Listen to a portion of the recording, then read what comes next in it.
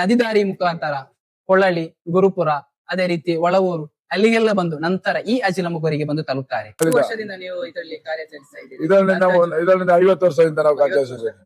ಹಬೀಬೀಸ್, ನಾವಿರೋದು ದಕ್ಷಿಣ ಕನ್ನಡದ ಬಂಟ್ವಾಳ ತಾಲೂಕಿನ ನೇತ್ರಾವತಿ ತಟತೀರದಲ್ಲಿರುವಂತಹ ಅಜಿಲಮೊಗರಿನಲ್ಲಿ ಇದ್ದೇವೆ.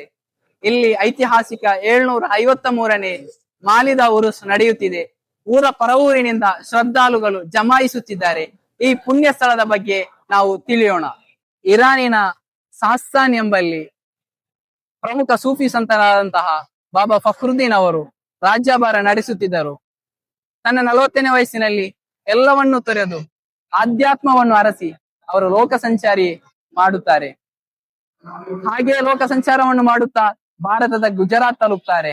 ಅಲ್ಲಿ ಅವರು ಧರ್ಮ ಬೋಧನೆಯನ್ನು ನಡೆಸುತ್ತಾರೆ. ಅಲ್ಲಿಂದ ನೇರವಾಗಿ ಮಕ್ಕಾ ಮದೀನಾ ಸಂದರ್ಶಿಸಲು ಸೌದಿ ಅರೇಬಿಯಾಕ್ಕೆ ಹೋಗುತ್ತಾರೆ. ಪೈಗಂಬರ್ ಸಲ್ಲಲ್ಲಾಹು ಅಲೈಹಿ ವಸಲ್ಲಮರ ಪುಣ್ಯ ಮದೀನದಲ್ಲಿ ಪೈಗಂಬರ್ ಸಲ್ಲಲ್ಲಾಹು ಅಲೈಹಿ ವಸಲ್ಲಮರ ಕನಸು ಬೀಳುತ್ತದೆ, ನೀನು ಪುನಃ ಹಿಂದಿಗೆ ಹೋಗಬೇಕೆಂದು. ಹಾಗೆ ಪೈಗಂಬರ್ ಸಲ್ಲಲ್ಲಾಹು ಅಲೈಹಿ ವಸಲ್ಲಮರ ಆಜ್ಞೆಯಂತೆ 2ನೇ ಬಾರಿಗೆ ಅವರು ಭಾರತಕ್ಕೆ ಬರ್ತಾರೆ. ಭಾರತದಲ್ಲಿ ಈಗಿನ ತಮಿಳುನಾಡಿನ ತಿರುಚರಪಳ್ಳಿಯಲ್ಲಿ ಅವರು ಬಂದು ತಲುಪ್ತಾರೆ. ಅಲ್ಲಿ ನತರ್ಷಾ ವಲಿಯುಲ್ಲಾಹ್ ಅವರ ಶಿಷ್ಯತ್ವವನ್ನು ಸ್ವೀಕರಿಸುತ್ತಾರೆ. ಗುರು ಹೇಳ್ತಾರೆ, ಇನ್ನು ಮುಂದೆ ನೀನು ಬೋಧನೆಯನ್ನು ನಡೆಸುವಂತ. ಕೊನೆಗೆ ಆ ಕೈಯಲ್ಲಿ ಸ್ವಲ್ಪ ಅರಾಕ್ ಮರದ ಸ್ವಲ್ಪ ಗೆಲ್ಲುಗಳನ್ನು ನೀಡಿ ಹೇಳ್ತಾರೆ, ಇದನ್ನು ನೀನು ಹೋದ ಕಡೆಗಳೆಲ್ಲ ನೀನು ಏನ್ ಮಾಡ್ಬೇಕು, ಬಿತ್ತರಿಸಬೇಕು. ಎಲ್ಲಿ ಚಿಗುರೊಡೆಯುತ್ತದೆ ಅಲ್ಲಿ ನೀನು ಹೋಗಿ ನೆಲೆಯೂರ್ಬೇಕು, ಅಲ್ಲಿ ಕಾಯಂ ಆಗಿ ವಾಸಿಸ್ಬೇಕು ಅಂತ. ಹಾಗೆ ಅವರು ಸಮುದ್ರ ದಾರಿಯಾಗಿ ಬಂದು ನಂತರ ಈ ಕರಾವಳಿಗೆ ತಲುಪ್ತಾರೆ. ಅಲ್ಲಿಂದ ನದಿದಾರಿ ಮುಖಾಂತರ ಕೊಳ್ಳಳಿ, ಗುರುಪುರ, ಅದೇ ರೀತಿ ಒಳವೂರು ಅಲ್ಲಿಗೆಲ್ಲ ಬಂದು ನಂತರ ಈ ಅಜಿಲಮುಗುರಿಗೆ ಬಂದು ತಲುಪ್ತಾರೆ. 800 ವರ್ಷಗಳ ಹಿಂದೆ ಬಾಬಾ ಫಕ್ರುದ್ದೀನ್ ವಲಿಯುಲ್ಲಾಹಿ ಈ ಭೂಮಿಗೆ ಬರುವಾಗ, ಈ ಮಣ್ಣಿಗೆ ಬರುವಾಗ ಇಲ್ಲಿ ಏನೂ ಕೂಡ ಇರಲಿಲ್ಲ. ಅವರ ಅದೃಶ್ಯ ಪವಾಡಗಳನ್ನು ನೋಡಿ ಇಲ್ಲಿನ ಹಿಂದೂ ಸಹೋದರ ಅಜಿಲ ಎಂಬವರು ಈ ಭೂಮಿಯನ್ನು ಅವರಿಗೆ ನೀಡ್ತಾರೆ. ಅವರು ಇಲ್ಲಿ ಒಂದು ಆರಾಧನಾ ಸ್ಥಳವನ್ನು ನಿರ್ಮಾಣ ಮಾಡ್ತಾರೆ. ತನ್ನ ಗುರು ನತರ್ಷಾ ವಲಿಯುಲ್ಲಾಹಿ ಅವರ ಮಾತಿನಂತೆ ಇಲ್ಲೂ ಕೂಡ ಅರಾಕ್ ಗಿಡವನ್ನು ನೆಡ್ತಾರೆ. ಇಲ್ಲೂ ಕೂಡ ಚಿಗುರೊಡೆಯುವುದಿಲ್ಲ. ತನ್ನ ಶಿಷ್ಯ ಹಜರತ್ ಜಕರಿಯಾ ಅವರನ್ನು ಇಲ್ಲಿ ನೇಮಕ ಮಾಡಿ ಅವರು ತನ್ನ ಯಾತ್ರೆಯನ್ನು ಮುಂದುವರಿಸುತ್ತಾರೆ. ಅವರ ಯಾತ್ರೆ ಕೊನೆಗೊಳ್ಳುವುದು ಆಂಧ್ರ ಪ್ರದೇಶದ ಪೆಣಗೊಂಡದಲ್ಲಿ.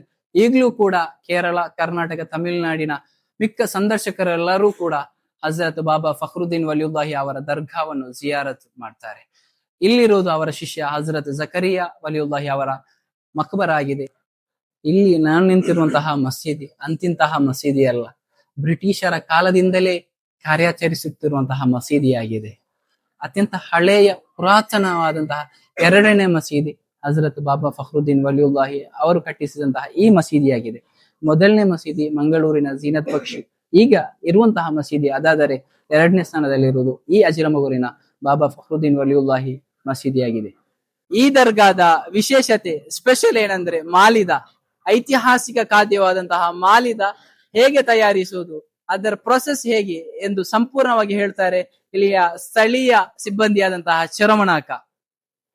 ಈ ಮಾಲಿದ ತುಂಬಾ ಅಚ್ಚಡ್ಕದಿಂದ ಅಂದ್ರೆ ಒಂದು ಆತ್ಮವಿಶ್ವಾಸ ಮತ್ತೆ ಒಂದು ಮೈಕಟ್ಟು ಕ್ಲೀನು ಇದೆಲ್ಲ ಮಾಡಿ ಕೈ ಕಾಲೆಲ್ಲ ತೊಳೆದು ಫಸ್ಟಿಗೆ ಅಕ್ಕಿಯನ್ನು ತೊಳೆಯುವುದು. ಅಕ್ಕಿಯನ್ನು ತೊಳೆದು ಒಂದು ಒಣಗಿಸ್ಬೇಕು ಅಥವಾ ಅದನ್ನು ಗುದ್ದಿ ಹುಡಿ ಮಾಡ್ಬೇಕು. ಆಮೇಲೆ ಅದನ್ನು ರೊಟ್ಟಿ ಮಾಡಿ ಕಾಯಿಸಿ ಬೆಲ್ಲ ಹಾಕಿ ತುಪ್ಪ ಹಾಕಿ ಇದನ್ನೆಲ್ಲ ಅಚ್ಚಡ್ಕದಿಂದ ಏನು ನಾವು ಅದು ಮಾಡುವಾಗ ಒಂದು ಬಾಯಿಯಿಂದ ಒಂದು ಏನು ಹೊರಗೆ ಬರದಾಗೆ ಸೌಂಡ್ ಬರುವಾಗ ಕ್ಲೀನ್ ಆಗಿ ಸ್ವಚ್ಛತೆಯನ್ನು ಈಗ ನಾವು ಅಲ್ಲಿ ಏನಾದ್ರು ಮಾಡುವಾಗ ಬಾಯಿಂದ ಮಾತಾಡುವಾಗ ಅದರ ಬಾಲಕ್ಕೆ ಒಕಲಿಕೆ ಬಂದು ಏನು ಆ ತರದಿಂದ ಅಚ್ಚರಿಕದಿಂದ ಒಂದು ಮಾಡುವಂತ ಒಂದು ಮಾಲಿದ.